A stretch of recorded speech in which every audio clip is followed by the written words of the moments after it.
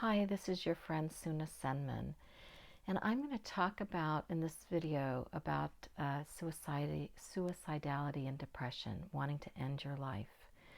And I'm going to use my book, Being a Process, to help work with this. And I'm going to start with the concept of ending one's life. Stay with that because it is teaching you something, it is saying something to you. So here I'm going to read about my own experience that I wrote in this book. For most of my life, I felt like I failed my purpose in life. I experienced my purpose in life coming from my parents' hope. When I couldn't fulfill my parents' hope, I felt that I failed in life and was useless. Starting from age 15, I felt undeserving to eat. I'm going to clarify this. I felt undeserving to take anything in from the universe. While I started to resemble an anorexic, my motivation for self-starvation was not to look slim. My motivation to starve was because I felt undeserving to take any sustenance from earth, since I had not given back what I was purposed to give. I even felt guilty for breathing the air or taking up the space my body took on this earth. I expected that the universe would eventually spit me out when it discovered how useless I was. I thought my life would end in a year or so. I could not imagine myself reaching the age of 20. And as you see me now, you know I am far beyond the age of 20. I'll continue on. At 16 and a half years old, I left my home to live in a different culture with relatives. My life did end, in a sense. I was exposed to different expectations and relationships. I didn't have adults telling me their problems. I wasn't expected to make parenting decisions. Nearing my 17th birthday, a huge depression began that would darken over the next 20 years. I felt that I had no childhood, and my time had run out to get one. Eventually, I realized that I wasn't created by my parents, but through my parents.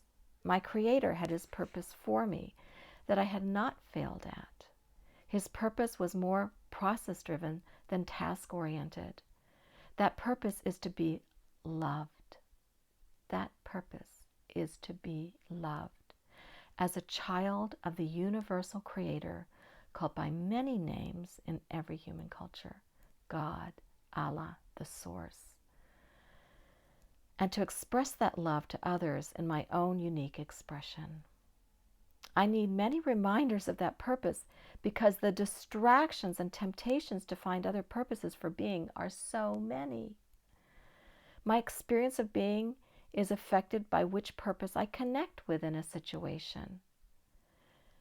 As I can define a situation in several ways depending on perspectives, so can others. Therefore, I find that the only common experience is the one with a common awareness of universal core. So this brings up many things: perspectives of others, perspectives that you hold yourself, the feelings that are connected to that.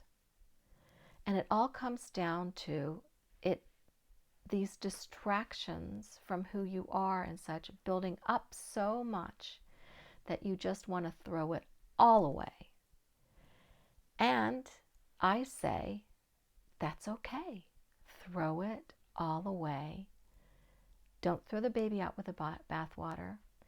Keep breathing. Keep connecting within.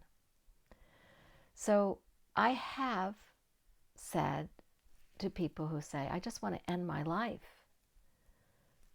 I say, okay, end your life, but keep breathing, because in your breath you have possibilities. And it is really, what it really is letting go of perspectives and interpretations of what you need to do. And it is kind of a lack of understanding, a lack of knowledge of who you truly are. And it goes back to what I was starting to explain in my first video, or this earlier video, that we are more than just physical beings. We're emotional, mental, spiritual beings, and social beings as well. And these aspects of who we are need to be in balance. And when we are overly emotional, overly physical, concerned, overly intellectual, even overly spiritual, we're out of balance. Most of us have been trained to live in this kind of physical 3D dimensional world of taking care of, making sure you get your bills paid and you get your money, and a lot of restrictions on how to live and how to get your needs and your purpose fulfilled.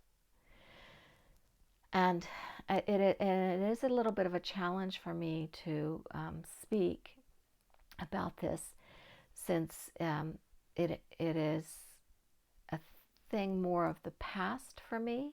I wrote this book in 2007, so that is several years ago. It's 2020 now.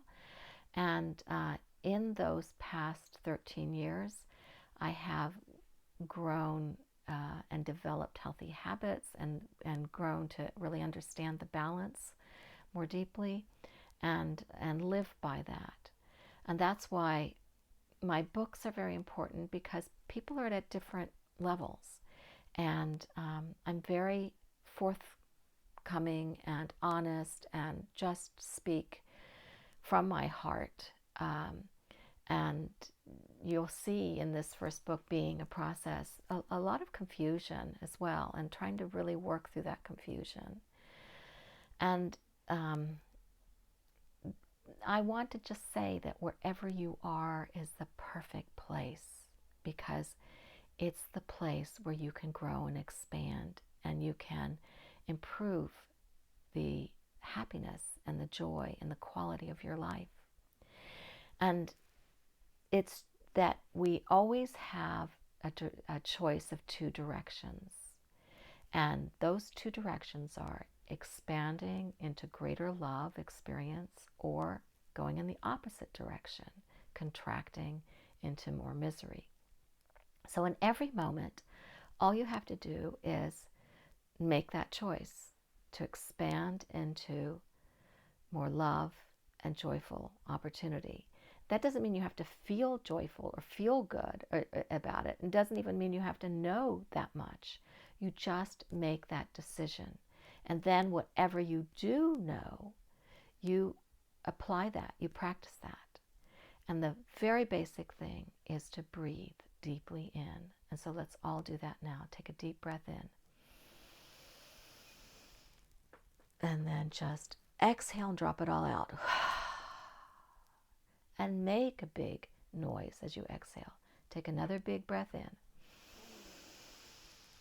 Pull in that air. Pull it in, pull it in, pull it in. And now just let it all go. Ah. And one more time. Breathe in deeply. And let it go. And that's a very simple thing.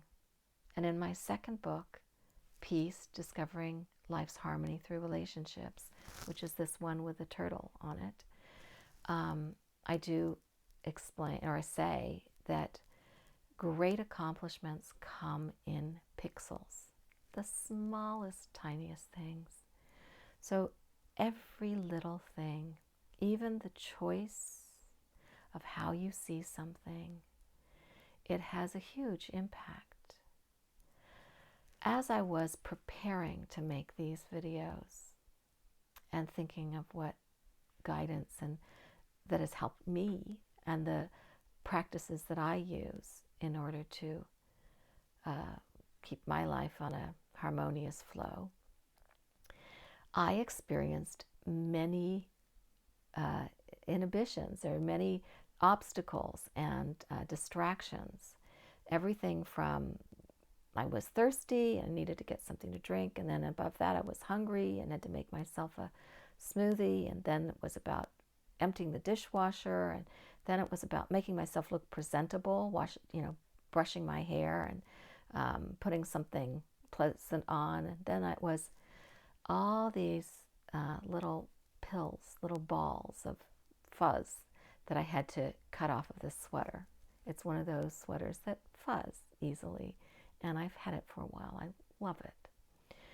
And then I thought, okay, there's all these physical tasks, but I'm teaching about keeping balance and harmony, which is my emotional, my mental, and my spiritual being as well.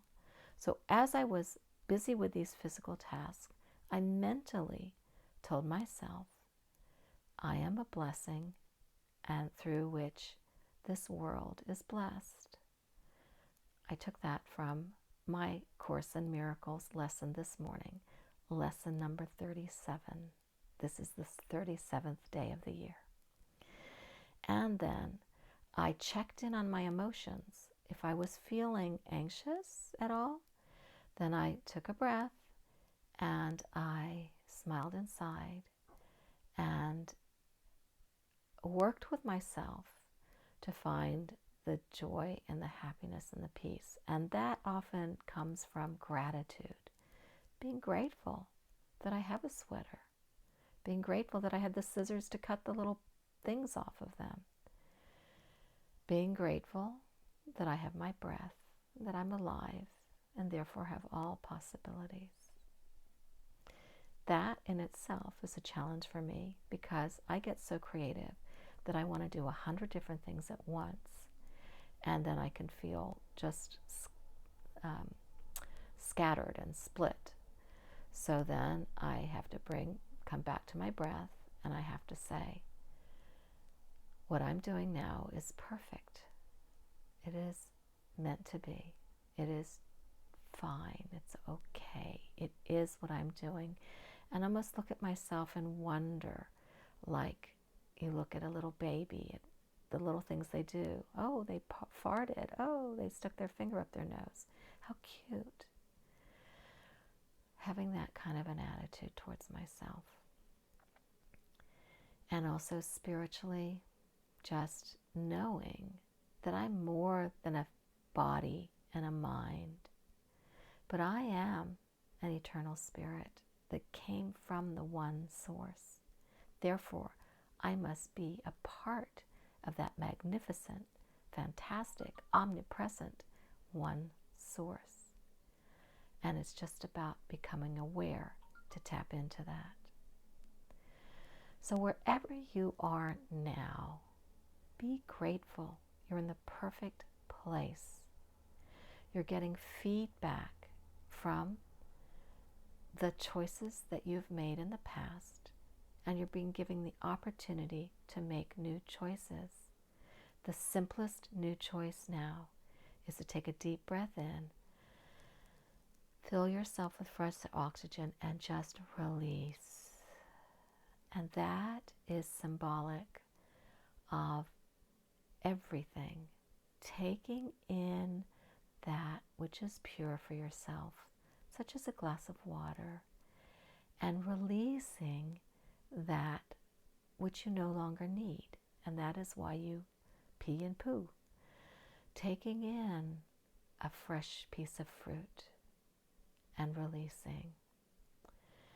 Taking in a piece of information that is bringing about beauty and love and expansion. And that could be learning from a flower or a tree or the sky, or reading something or watching a video that is uplifting for yourself. And then releasing some old thoughts and some old perspectives and even old habits that you can think again. Perhaps I don't need to do this routine that seems to be stressful. Perhaps I can pick up a different way of starting my day. And that's why I start my day with breathing exercises, that I will show in another video, and a yoga stretching exercise, stretching pretty much.